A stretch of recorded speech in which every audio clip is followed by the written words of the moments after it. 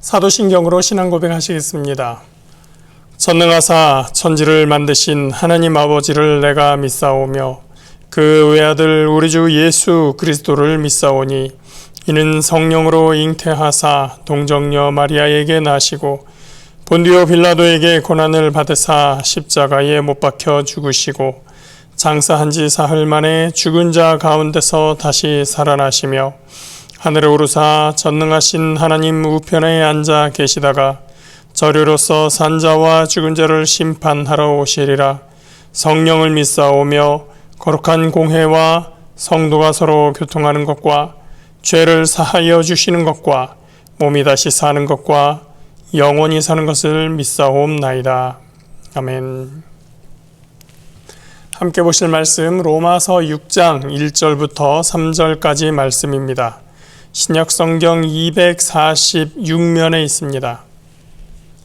신약 246페이지 로마서 6장 1절부터 3절 말씀입니다. 로마서 6장 1절부터 3절입니다. 그런즉 우리가 무슨 말을 하리요? 은혜를 더하게 하려고 죄에 거하겠느냐? 그럴 수 없느니라. 죄에 대하여 죽은 우리가 어찌 그 가운데 더 살리요? 무릇 그리스도 예수와 합하여 침례를 받은 우리는 그의 죽으심과 합하여 침례를 받은 줄을 알지 못하느냐. 아멘. 오늘부터 6장 말씀 보겠습니다. 6장부터 바울은 구원에 관한 구체적인 내용들을 설명합니다. 그 구원은 그리스도를 통하여 얻게 되는 것인데 그리스도를 통한 구원이 어떤 것인지 어떠한 의미를 갖는 것인지에 대해서 설명합니다. 그 첫 번째 의미를 바울은 침례에서 찾아봅니다. 그 시작은 5장 마지막에 주어졌었던 9절에 대한 오해를 막기 위한 것으로부터 출발하는데요. 5장 마지막 어떤 내용일까요? 20절 율법이 들어온 것은 범죄를 더하게 하려 함이라. 그러나 죄가 더한 곳에 은혜가 더욱 넘쳤나니. 어떤 사람이 중요한 말을 할 때 사람들의 반응은 참 다양합니다. 그 말을 듣고 이해하고 수용하는 사람도 있고 그 말에 허점을 발견하여서 논쟁을 걸어오기도 합니다. 어느 태도가 항상 바람직하다라고 말할 수는 없습니다.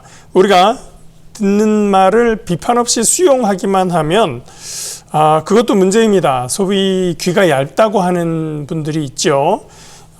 그런 무조건적인 수용의 태도 문제가 있습니다.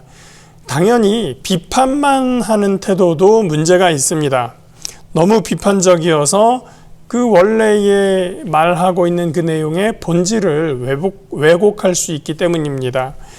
문제는 그 말을 하는 사람의 신뢰성이나 그 주제의 정당성 내지 합리성에 달려 있습니다. 우리는 말한 사람의 의도를 파악하고 그 말한 내용을 정확하게 이해하고 판단할 필요가 있습니다.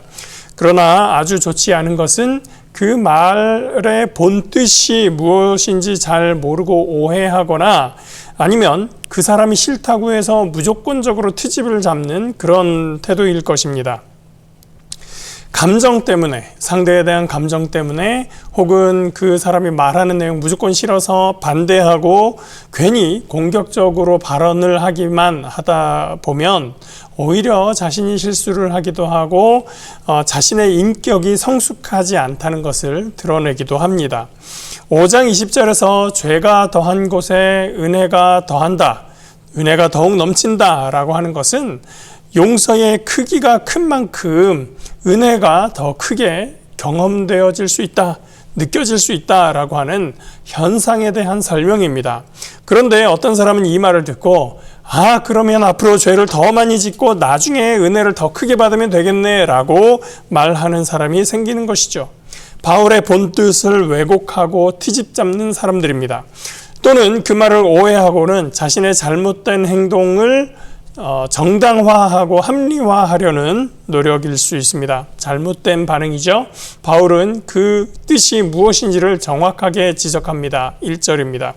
그런즉 우리가 무슨 말을 하리요? 은혜를 더하게 하려고 죄에 거하겠느냐? 죄에 거한다라는 말, 죄 속에서 살아간다. 죄를 지으며 살아간다라는 의미죠. 어떤 사람이 그렇게 말을 한 겁니다. 죄가 더한 곳에 은혜가 더욱 넘친다면 은혜를 더 많이 받기 위해서 더 많은 죄를 짓는 것이 좋겠구나라고 말을 하는 것이죠. 전형적으로 말꼬리 잡는 스타일입니다. 일부러 그렇게 하고 있다면 악질적인 것이고요. 잘 이해하지 못하고 그렇게 말하고 있다면 경솔한 사람입니다. 그런 대꾸로 인해서 본질적인 주제가 왜곡되게 되고 괜한 말싸움만 늘어나게 될 것입니다. 최근에 어떤 정치인의 말에 대해서 논란이 생겨났습니다. 논란이 격화되는 상황을 보고 누군가가 말합니다. 그분의 본뜻은 알겠는데 왜 굳이 그 단어를 사용해서 논란을 자초하느냐? 그 말만 안 썼으면 그 본뜻이 잘 전달되었을 것 아니냐라는 식으로 얘기를 한 겁니다. 말을 좀 조심하라는 거죠. 그 말을 그렇게 말을 하고 있는 사람이 사실 자기는 심판인 척, 객관적인 척 이야기하지만 그 말한 사람에 대한 미운 마음을 드러내고 있는 것입니다. 그 사람의 말을 들은 다른 분이 대꾸합니다. 지금 그렇다면 그 말씀하신 걸 거꾸로 적용하면 그 말의 본뜻을 알았다면 지엽적인 그 단어 한 개 표현 하나만 가지고 물고 늘어질 것이 아니라 이건 지엽적인 거니까 이걸로 논란을 더 이상 이어가지 마시고 본뜻으로 우리가 한번 이야기를 해보시죠 라고 하는 게 더 정상 아닙니까? 라고 하는 대꾸를 들었습니다. 맞아요. 우리가 어떤 하나의 문장, 하나의 단어 이런 것 가지고서 그래 네 말 뜻은 좋은데 그거 하나 그건 잘못한 거 아니냐라고 하는 것이 사실은 말꼬리 잡는 것이고 그 사람을 괴롭히려고 하는 그런 의도가 담겨 있다는 것을 사실은 감출 수가 없을 것입니다. 싫어하는 사람이라서 논쟁을 만들어내기도 하고 자존심을 세우기 위해서 무작정 반대하기도 하고 그렇게 많은 논쟁 뒤에는 다양한 동기들이 있습니다. 은혜를 더 많이 받으려면 더 많은 죄를 지으면 되겠네 라고 말꼬리 잡는 태도를 보고 바울은 말합니다. 2절입니다. 그럴 수 없느니라. 죄에 대하여 죽은 우리가 어찌 그 가운데 더 살리요. 우리가 은혜를 받음으로써 죄에 대하여 죽은 사람이 되었으면서 또 어떻게 죄에서 살아가겠다고 말을 하겠느냐? 라는 것입니다. 우리가 죄에 대하여 죽었다는 것이 무엇입니까? 이것을 설명하기 위해서 바울은 침례를 이야기합니다. 3절입니다. 무릇 그리스도 예수와 합하여 침례를 받은 우리는 그의 죽으심과 합하여 침례를 받은 줄을 알지 못하느냐. 예수를 믿는 믿음은 침례로서 표현이 됩니다. 침례는 그리스도인이 되고자 하는 사람이 받는 예식이었습니다. 입교의식이라고 하죠. 기독교에 들어오는 것을 공식화하는 의식적 절차입니다. 바울은 이 침례라는 의식이 그저 외적으로 보여주는 행위가 아니라 그 안에 담긴 의미가 있다고 설명해 줍니다.